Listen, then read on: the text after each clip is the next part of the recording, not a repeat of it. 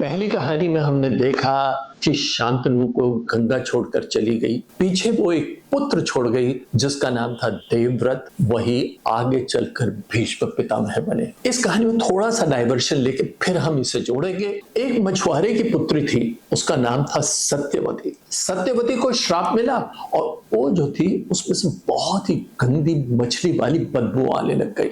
उसके पास कोई नहीं जाता था। ऐसे में पराशर ऋषि ने उस पर दया कर उसको एक वर दिया कि वो फूलों की खुशबू से भर जाए। ऐसा ही हुआ। फिर पराशर ऋषि ने उसको एक पुत्र दिया।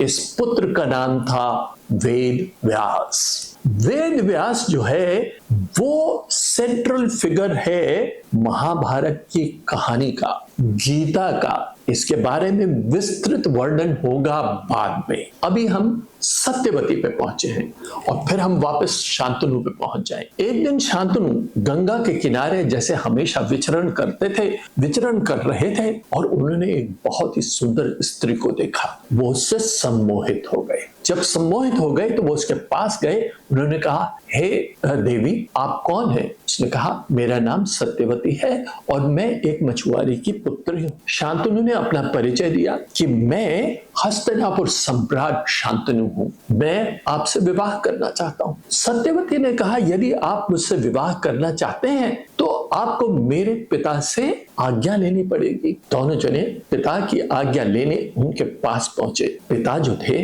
वो बहुत आनंदित हुए। उन्होंने कहा, महाराज, मुझे आपके साथ विवाह करने में कोई आपत्ति नहीं है, पर मेरी एक शर्त है। उन्होंने कहा, बताएं आपकी क्या शर्त है? तो सत्यवती के पिता ने कहा कि मेरी शर्त ये है कि सत्यवती का जो पुत्र है वही राजगद्दी का उत्तराधिकारी होगा। शांतनु ने कहा, ये तो बिल्कुल किसी भी तरह संभव नहीं, क्योंकि मेरा पुत्र देवव्रत इस राजगद्दी का उत्तराधिकारी है। मैं फिर विवाह नहीं कर पाऊंगा। ये कहकर वो वहां से राजमहल में चले गए। लेकिन प्रेम तो प्रेम होता है। उनका मन विषाद से भर गया। वो हमेशा दुखी रहते। सारे राजमहल में मालूम पड़ गया कि महाराज किसी वजह से दुखी हैं।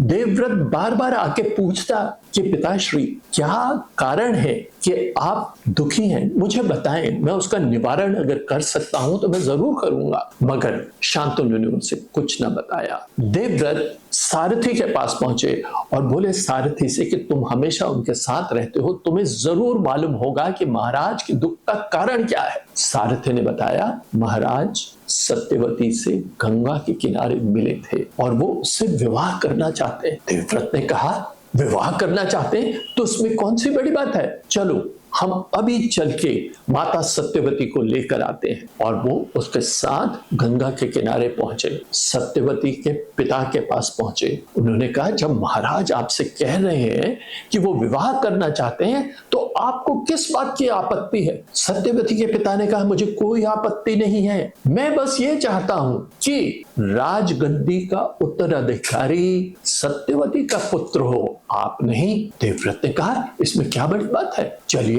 मैं प्रण लेता हूं, मैं बोलता हूं आपसे, आपको वचन देता हूं कि मैं राज्य के उत्तराधिकारी नहीं बनूंगा, मैं राज्य नहीं लूंगा, मैं राजगद्दी का सेवक बनकर रहूंगा।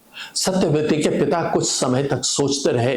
फिर उन्होंने कहा कि देवव्रत, आपका भी विवाह होगा, आपके भी पुत्र होंगे और जब आपके भी पुत्र होंगे तो आगे का जितना उत्तराधिकारी होंगे उन सब में वाद विवाद और वैमनस्य हो जाएगा। देवव्रत ने एक क्षण को भी नहीं सोचा। उन्होंने उसी समय एक प्रतिज्ञा ली जिसे हम कहते हैं भीष्म प्रतिज्ञा, मैं विवाह ही नहीं करूंगा। फिर सत्यवती के पिता ने अनुमति दे दी कि वो विवाह कर सकती है। जब शांतनु को मालूम पड़ा तो वो बहुत दुखी भी हुए और बहुत प्रसन्न भी हुए। प्रसन्न होकर उन्होंने इच्छा मृत्यु का वर दिया देवव्रत को। सत्यवती की कहानी का ये पहला भाग है, मगर हम इस भाग में ये देखें कि अब आगे क्या हो रहा है। ये कहानी महाभारत की पृष्ठभूमि को तैयार करती है। पहली कहानी में शांतनु और गंगा कॉन्शियस प्रिंसिपल बनाते हैं। इस संसार को जानने के लिए चेतना का निर्माण होता है। उसके जो 8 प्रिंसिपल या 8 पुत्र हैं, उन सब का डिटेल जो है वो मांडुक्य उपनिषद में मिलता है, जिसके बारे में हम यहां नहीं बात करेंगे। इस कहानी में उस कॉन्शियस प्रिंसिपल के साथ एक और प्रिंसिपल आता है, उसे कहते हैं मैटर प्रिंसिपल। कैसा? जैसे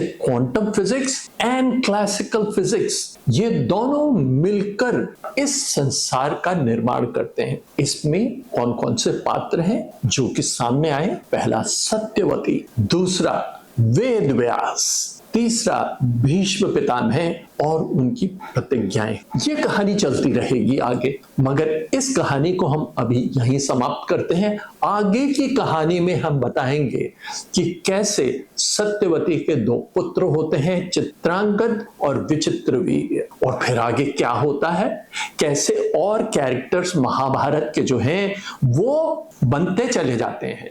हमारी ये कहानियां चलती रहेंगी, तो इसलिए आप चैनल को सब्सक्राइब करिए, लाइक करिए और शेयर करिए, ताकि ये जो नॉलेज है वो धीमे धीमे करके हमारे एटलीस्ट हिंदुस्तान में पूरी पहुंच जाए।